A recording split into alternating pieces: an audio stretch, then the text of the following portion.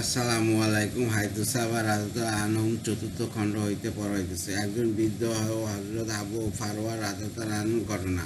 মাকুর রহমতুল্লাহ বলেন, একজন অত্যন্ত বৃদ্ধ লোক ও বার্ধক্যের দরুন যার ভুরুদ্বয় চোখের ওপর ঝুলিয়া পড়িয়াছিল, আসিয়া বলল, ইয়া রাসূলুল্লাহ, এক ব্যক্তি অদা ভঙ্গ করিয়াছে এবং গুনাহ করিয়াছে, কোনো সাত আওলাদ সে ছাড়ে নাই, সবই সে মিটাইয়াছে। যদি তার গুনাহ সমস্ত দুনিয়াবাসীকে বন্টন করিয়া দেওয়া হয়, তবে সহজে ধ্বংস করিয়া দিবে। এমন ব্যক্তির জন্য তো আবার কি কোনো পথ আছে? রাসূলুল্লাহ সাল্লাল্লাহু আলাইহি ওয়াসাল্লাম বললেন, তুমি কি ইসলাম গ্রহণ করিয়াছ? সে বলল, অবশ্যই। আমি এই সাক্ষ্য দেই যে আল্লাহ ব্যতীত কোনো মাবুদ নাই, তিনি একা, তার কোনো শরিক নাই, এবং মুহাম্মদ তার বান্দা ও তার রাসূল। রাসূলুল্লাহ বললেন, নিশ্চয় আল্লাহ তাআলা তোমার সকল অদা ভঙ্গ ও গুনাহ মাফ করিয়া দেবেন এবং তোমার সকল গুনাহকে নেকির দ্বারা পরিবর্তন করিয়া তোমাকে পূর্বে ন্যায় নিষ্পাপ করিয়া দিবেন। সে বলিল, আমার সমস্ত অদা ভঙ্গ ও সকল গুনাহ মাফ করিয়া দিবেন। তিনি বলিলেন, সমস্ত ওয়াদা ভঙ্গ সকল গুনাহ মাফ করিয়া দিবেন। অথবা সে ব্যক্তি তাকবীর ও কালেমা পড়িতে পড়িতে চলিয়া গেল। আবু ফারওয়া রাদিয়াল্লাহু হইতে বর্ণিত আছে যে রাসূলুল্লাহ সাল্লামের খেদমতে উপস্থিত হইয়া বলিলেন, আপনি এমন ব্যক্তি সম্পর্কে কি বলেন যে সর্বপ্রকার গুনাহের কাজ করিয়াছে, কোনো সাদা আওলাদ বাকি রাখে নাই, তার জন্য কি তওবার কোনো পথ আছে? তিনি বলিলেন, তুমি ইসলাম গ্রহণ করিয়াছ? সে বলিল, হ্যাঁ। তিনি বললেন, নেক কাজ করিতে থাকো আর খারাপ কাজ ছাড়িয়া দাও, আল্লাহ তাআলা তোমার সকল গুনাহকে আর তোমার জন্য নেকি দ্বারা পরিবর্তন করিয়া দেবেন। সে বলিল, আমার সমস্ত ওয়াদা ভঙ্গ ও গুনাহ মাফ করিয়া দিবেন? তিনি বলিলেন, হ্যাঁ। সে তাকবীর দিতে দিতে অদৃশ্য হইয়া গেল। তাফসীরে ইবনে কাসির। একজন গুনাহগার মহিলার ঘটনা। হযরত আবু হুরায়রা রাদিয়াল্লাহু আনহু বলেন, একজন মেয়েলোক আমার নিকট আসিয়া বলিল, আমার জন্য কি তওবার কোনো পথ আছে? আমি জেনা করিয়াছি এবং একটি সন্তান প্রসব করিয়াছি, অথবা আমি উহাকে মারিয়া ফেলিয়াছি। আমি বলিলাম, না, তোমার চক্ষু শীতল না হোক, তোমার তোমার কোনো সম্মান না হোক। সে আফসোস করিতে করিতে চলিয়া গেল। আমি ফজরের নামাজ রাসূলুল্লাহ সাল্লাল্লাহু আলাইহি ওয়াসাল্লামের সহিত পড়িয়া তাহাকে আমার ও মেয়ে লোকটির সমস্ত কথা খুলিয়া বুঝলাম। তিনি বললেন, তুমি খুব খারাপ কথা বলিয়াছ। তুমি কি আয়াত পড়ো নাই? আর যারা আল্লাহর সহিত অন্য কোনো মাবুদের ইবাদত করে না এবং আল্লাহ যাকে হত্যা করিতে হারাম করিয়া দিয়াছেন তাকে হত্যা করে না, শরিয়াত সম্মত কারণ ব্যতীত তারা জেনা করে না, আর যে ব্যক্তি এইরূপ কাজ করিবে তাহাকে শাস্তির সম্মুখীন হইতে হইবে। কিয়ামতের দিন তার শাস্তি বৃদ্ধি পাইতে থাকিবে এবং উহাতে অনন্তকাল লাঞ্ছিত অবস্থায় থাকিবে। কিন্তু যারা তওবা করিয়া লয় এবং ঈমান আনয়ন করে এবং নেক কাজ করিতে থাকে, তাদের গুনাহসমূহকে আল্লাহ পাক নেকি দ্বারা পরিবর্তন করিয়া দিবেন। আল্লাহ বড় ক্ষমাশীল ও করুণাময়। হযরত আবু হুরায়রা রাদিয়াল্লাহু আনহু বলেন, আমি যাইয়া মুক্ত মেয়ে লোকটিকে এই আয়াত পড়িয়া শুনাইলাম। সে সিজদা করিয়া গেল এবং বলিল, সমস্ত প্রশংসা আল্লাহ, তিনি আমার জন্য নাজাতের পথ করিয়া দিয়াছেন। অন্য রিওয়ায়েতে আছে যে মেয়ে লোকটি হায় করিতে লাগিল এবং বলিল, হায়, এই সৌন্দর্য কি আগুনের জন্য সৃষ্টি হইল? এই রিওয়ায়েত বর্ণিত হইয়াছে যে হযরত আবু হুরায়রা রাদিয়াল্লাহু আনহু রাসূলুল্লাহ সাল্লাল্লাহু আলাইহি ওয়াসাল্লামের নিকট হইতে ফিরে আসিয়া মেয়ে লোকটিকে মদিনা ঘরে ঘরে তালাশ করিলেন এবং কোথায় পাইলেন না। পরদিন রাত্রিবেলা সে আসিল। তিনি তাহাকে রাসূলুল্লাহ সাল্লাল্লাহু আলাইহি ওয়াসাল্লাম যা বলিয়াছেন শুনাইলেন। সে তৎক্ষণাৎ সিজদা করিয়া গেল এবং বলিল, সমস্ত প্রশংসা আল্লাহরই, যিনি আমার জন্য কৃত আমল হইতে নাজাত ও তওবার পথ করিয়া দিয়াছেন।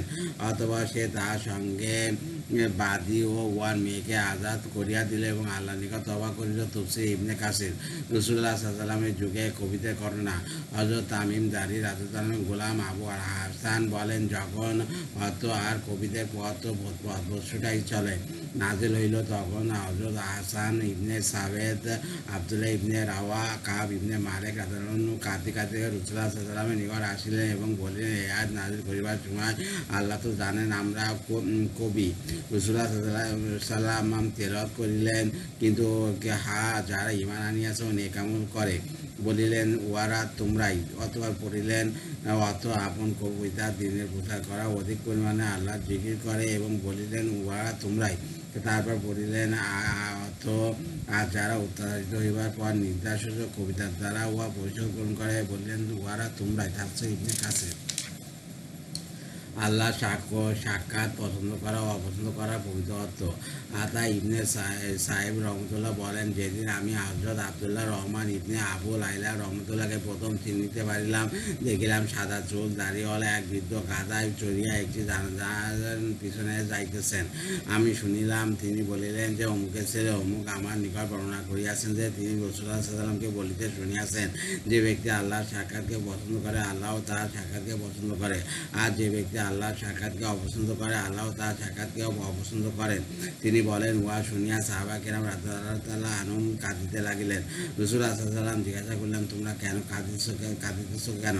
তারা বললেন, আমরা তো মৃত্যুকে অপছন্দ করি। তিনি বললেন, ব্যাপার এইরূপ নয়, কিন্তু যখন মৃত্যুর সময় হইবে, তখন যদি সে নৈকট্য লাভকারীদের অন্তর্ভুক্ত হয়, তবে তাকে এই সুসংবাদ দেওয়া হইবে।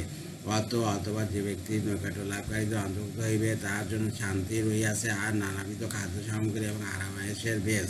উহা শুনিবার পর সে আল্লাহর সাক্ষাৎকে পছন্দ করিবে এবং আল্লাহ তাআলা তাহার সাক্ষাৎকে তাহা অপেক্ষা অধিক পছন্দ করিবেন। আর যদি সে অবিশ্বাসী ও পথভ্রষ্টদের অন্তর্ভুক্ত হয়, তবে তাকে বলা হইবে, আর অবিশ্বাসী পথভ্রষ্টদের অন্তর্ভুক্ত হইবে, তবে ফুটান্ত পানি দ্বারা তার মেহরবানি করা হইবে এবং তাকে দুর্যোগে যাইতে হইবে।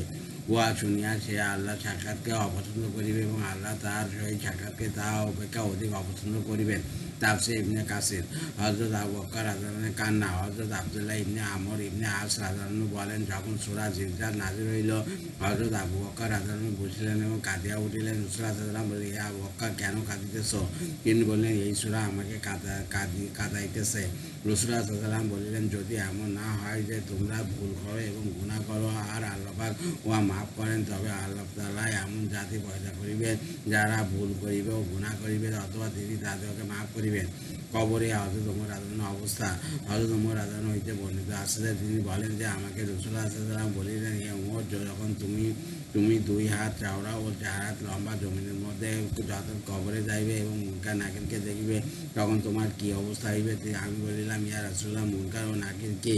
বলিলেন, কবরে 2 পরীক্ষক, যার দ্বারা কবর খুঁড়িয়া আসিবে, আপন চুলের উপর হাঁটিয়া আসিবে, অর্থাৎ পা সমান লম্বা চুল হইবে। তাহাদের আওয়াজ বজ্রের ন্যায় ও চাউনি বিদ্যুতের ন্যায় দৃষ্টিকাড়া হইবে। তাহাদের সহিত এত ভারী মুগুরও থাকিবে যে যদি সমস্ত মিনাবাসী একত্রিত হয়, তথাপি উহা উঠাইতে পারিবে না। কিন্তু তাহাদের জন্য উহা এত হালকা হইবে যেন আমার হাতের এই ছড়ি। রাসূলুল্লাহ সাল্লাল্লাহু আলাইহি ওয়াসাল্লামের হাতে একটি ছড়ি ছিল, যা তিনি নাড়াইতেছিলেন। তাহারা তোমার পরীক্ষা রইবে। যদি তুমি উত্তর দিতে অপারগ হও অথবা ব্যতিক্রম করো, তবে তোমাকে সেই মুকুট দ্বারা এমনভাবে মারিবে যে তুমি ছাই হইয়া যাইবে। হযরত ওমর রাদিয়াল্লাহু বলেন, আমি রাসূলুল্লাহ সাল্লাল্লাহু আলাইহি ওয়াসাল্লাম আমি বলিলাম, ইয়া রাসূলুল্লাহ, আমি কি তখন আপনার এই অবস্থা থাকিব, তথা আমার ইমানি অবস্থা কি বর্তমান অবস্থার ন্যায় থাকিবে? তিনি বললেন, হ্যাঁ। আমি বলিলাম, তবে আমি উহাদের দুজনের জন্য যথেষ্ট। আব্দুল ওয়াহিদ মুকাদ্দাসির রহমতুল্লাহ তাফসীর নামক কিতাবে আরও একটি বারায়াত বলিয়াছেন। তিনি বলিয়াছেন যে রাসূলুল্লাহ সাল্লাল্লাহু আলাইহি ওয়াসাল্লাম বলিলেন, সেই পাকজাতের কসম, যিনি আমাকে হক দিয়া নবী করিয়া পাঠিয়াছেন। জিবরাইল আলাইহিস সালাম আমাকে বলিয়াছেন, তাহারা তোমার নিকট আসিয়া প্রশ্ন করিবে, তুমি বলিবে, তো আমার রব তো আল্লাহ। তোমাদের রবকে? মুহাম্মদ সাল্লাল্লাহু আলাইহি ওয়াসাল্লাম তো আমার নবী। তোমাদের নবীকে? আমার দিন তো ইসলাম। তোমাদের দিন কি? তারা বলিবে, হায় আশ্চর্য, আমরা বুঝতে পারিতেছি না, আমরা তোমার নিকট প্রেরিত হইয়াছি না তুমি আমাদের নিকট প্রেরিত হইয়াছ। রিয়াদুন নাদরা। হযরত উসমান রাদিয়াল্লাহু ইমানের সংগতি সম্পর্কে হযরত ওমর রাদিয়াল্লাহু উক্তি। আবু বারিয়া কিন্দি রহমতুল্লাহ বলেন, একদিন হযরত ওমর রাদিয়াল্লাহু ঘর হইতে বাহির হইয়া একটি মজলিস দেখিলেন, যেখানে হযরত উসমান রাদিয়াল্লাহু বসিয়াছিলেন। তিনি বললেন, তোমাদের মাঝে এমন কি এক ব্যক্তি আছেন, যদি তার ঈমান এক বিরাট বাহিনীর মধ্যে বন্টন করিয়া দেওয়া হয়, তবে তাহার জন্য যথেষ্ট হইয়া যাইবে। তার উদ্দেশ্য ছিল হযরত ওমর ও ওসমান রাদিয়াল্লাহু আনহু মুনতাকাব। সাহাবা রাদিয়াল্লাহু আনহুদের পূর্ববর্ণিত বিভিন্ন উক্তি। পূর্বে সাহাবা রাদিয়াল্লাহু আনহুদের গুণাবলী এই বর্ণনায় হযরত আব্দুল্লাহ ইবনে ওমর রাদিয়াল্লাহু আনহু সম্পর্কে বর্ণিত হইয়াছে যে, তাহাকে জিজ্ঞাসা করা হইল যে, রাসূলুল্লাহ সাল্লাল্লাহু আলাইহি ওয়াসাল্লাম সাহাবারা কি হাসিতেন?